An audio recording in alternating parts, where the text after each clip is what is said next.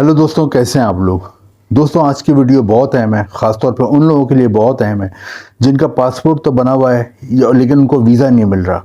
वो वीज़े के लिए दर बदर फिर रहे हैं, वीज़े के लिए बहुत सारे एम्बेसडर के चक्कर लगा चुके हैं, वीज़े के लिए बहुत सारी ख्वारी कर चुके हैं, लेकिन फिर भी उन्हें किसी अच्छे मुल्क का वीज़ा नहीं मिल रहा। तो दोस्तों, आज की वीडियो उन्हीं लोगों के लिए, क्योंकि आज मैं जिस मुल्क के बारे में बताऊंगा वो दुनिया का बहुत ही अमीर मुल्क है, दुनिया के अमीर तरीन मुल्कों में आता है, दुनिया के 10 अमीर तरीन मुल्क हैं उनमें आता है। और सबसे अच्छी बात है कि इस मुल्क ने पाकिस्तानियों को बगैर वीज़े के आने की इजाज़त दी हुई है। इस मुल्क में जाने के लिए आपको कोई इसके मुल्क के एम्बेसी के चक्कर लगाने की ज़रूरत नहीं है, कोई इस मुल्क के एम्बेसी के सिफारत खाने की लंबी लाइनों में लगने की ज़रूरत नहीं है, कोई इस मुल्क के एम्बेसी के लिए गर्मी में ख्वारी काटने की ज़रूरत नहीं है। मुल्क आपको अलाउ करता है, पाकिस्तान और इंडिया के लोगों को, कि वो बगैर वीज़े के इस मुल्क में आ सकते हैं। हाँ, आपके पास 4 चीज़ें ज़रूर बनी हुई होनी चाहिए। वो 4 चीज़ें क्या है वो मैं आपको आगे बताऊंगा।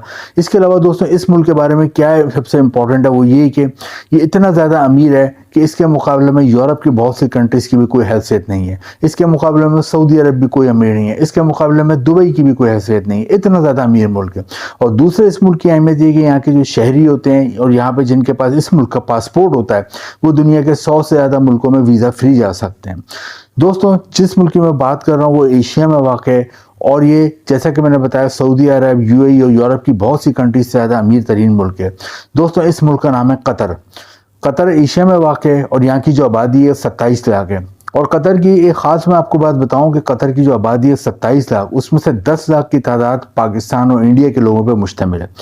अब आप खुद सोचें, अगर आप समझदार हैं कि 27 लाख में से अगर 10 लाख पाकिस्तानी और इंडियन वहाँ मौजूद हैं, तो वो बगैर किसी फ़ायदे के नहीं रह रहे होंगे, बगैर किसी मकसद के वहाँ नहीं रह रहे होंगे। कोई उनको फ़ायदा है जब भी वो सालों से वहाँ रह रहे हैं। यकीनन उनको फ़ायदा ये कि जब पाकिस्तान और इंडिया से वहाँ गए वो पैसा कमाने, तो उन्हें वहाँ अच्छी जॉबें मिली, अच्छे उन्हें पैसे मिले, और फैमिली यहाँ पे महंगाई के हाथों पिस रही थी, बेरोज़गारी के हाथों वो यहाँ पे कमा नहीं पाए थे, तो वहाँ जाकर उनके पूरे हालात चेंज हो गए। इसी वजह से पाकिस्तान और इंडिया के लोगों की सबसे बड़ी तादाद वहाँ रहती है कतर में। उन 27 लाख की आबादी में से 10 लाख की आबादी पाकिस्तान और इंडिया के लोगों की, और आप ये खुद भी गूगल पे सर्च कर सकते हैं। दोस्तों, कतर जाने के लिए आपको सिर्फ 4 चीज़ें चाहिए। वो क्या क्या 4 चीज़ें हैं वो मैं आपको बता देता हूँ। पासपोर्ट बना हुआ हो आपका, और उसकी वैलिडिटी हो 6 महीने की। होटल की बुकिंग हो, और हाँ, होटल की बुकिंग इनकी अपनी वेबसाइट है डिस्कवर कतर, जिसका लिंक मैंने डिस्क्रिप्शन में दिया हुआ है, वहाँ से उसी के ज़रिए आपने करवानी है। तीसरे नंबर पे एयरलाइन का रिटर्न एयर टिकट हो, और चौथे नंबर पे एक पोलियो का सर्टिफिकेट हो। ये 4 चीज़ें होती हैं आपके पास। आप कतर एयरपोर्ट पे पहुंचते हो तो वहाँ पे आपको ये तमाम चीज़ें चेक होती हैं, और कोई चीज़ गलत नहीं होती तो वहाँ पे आपको 15 से 20 मिनट में आपको वहाँ से एंट्री मिल जाती है, और तकरीबन आपसे 1 से 3 महीने की वहाँ पे आपको एंट्री मिल जाती है। समझदार लोग होते हैं वहाँ कोशिश करते हैं कतर में जाके किसी तरह कोई जॉब वगैरह की बात डन कर लें। जॉब वहाँ कौन कौन सी बहुत ज़्यादा है वो मैं आपको बता देता हूँ। दोस्तों, जैसा कि आपको पता है 1920 से पहले कतर एक बहुत ही गरीब मुल्क था, लेकिन 1920 में अल्लाह ताला ने यहाँ पे पेट्रोल और गैस के ज़खायर निकाले, तो फिर ये दुनिया के अमीर तरीन मुल्कों में आ गया, और इस वक्त दुनिया के 10 अमीर तरीन मुल्कों में। तो पेट्रोलियम और गैस की बहुत फैक्ट्रियाँ हैं, तो अगर आपने पेट्रोलियम और गैस की फैक्ट्री में आप काम कर सकते हैं। आपकी तालीम, अपने केमिकल इंजीनियर हैं, पेट्रोलियम के इंजीनियर हैं, केमिस्ट्री में कोई मास्टर किया हुआ है, बीएससी करा हुआ है केमिस्ट्री में, एमएससी किया हुआ है, या केमिकल इंजीनियरिंग किसी भी हवाले से किया है, केमिकल में डिप्लोमा किया है, तो आपको यहाँ पे कतर में अच्छी जॉब मिल जाती है पेट्रोलियम और गैस इंडस्ट्री में। इसके अलावा आप एज आ वर्कर भी काम कर सकते हैं अगर आपकी एजुकेशन नहीं है तो। सेकंड नंबर पे यहाँ पे होटल और रेस्टोरेंट में बहुत जॉब है, क्योंकि होटल और रेस्टोरेंट में इसलिए कि यहाँ कतर में बेशुमार लोग एज ए टूरिस्ट आते हैं, लाखों की तादाद में लोग घूमने आते हैं हर साल, क्योंकि बहुत ही खूबसूरत मुल्क है। बच्चों के लिए, बड़ों के लिए, सबके लिए यहाँ बहुत अट्रैक्शन है।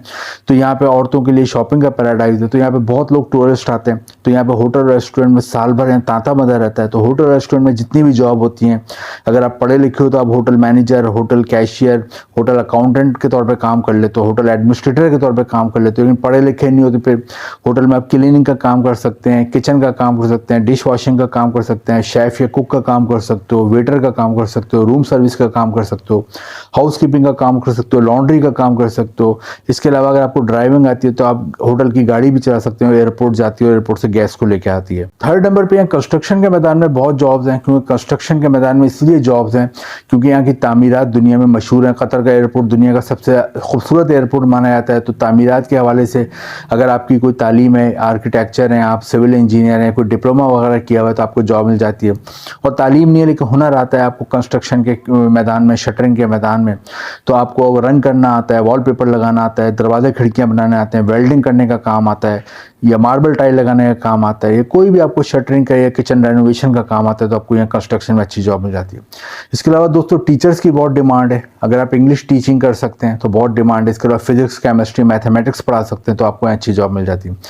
लास्ट में मेडिकल में डॉक्टर्स की बहुत डिमांड है। अगर आप क्वालिफाइड एमबीबीएस डॉक्टर हो तो जॉब मिल जाती है, नर्स हो तो जॉब मिल जाती है, डिस्पेंसर हो तो जॉब मिल जाती है, फार्मेसी का कोई काम आता है जॉब मिल जाती है। और आखिर में दोस्तों ड्राइविंग आती हो, टैक्सी ड्राइव कर सकते हो, फूड डिलीवरी कर सकते हैं, और आप ग्रॉसरी की डिलीवरी कर सकते हैं।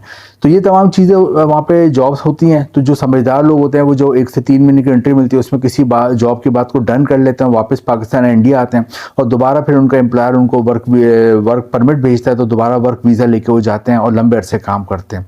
सैलरी जो मिलती है पाकिस्तानी रुपीज़ में तकरीबन 7 लाख रुपए और इंडियन रुपीज़ में तकरीबन 3 लाख रुपए माहाना सैलरी मिलती है।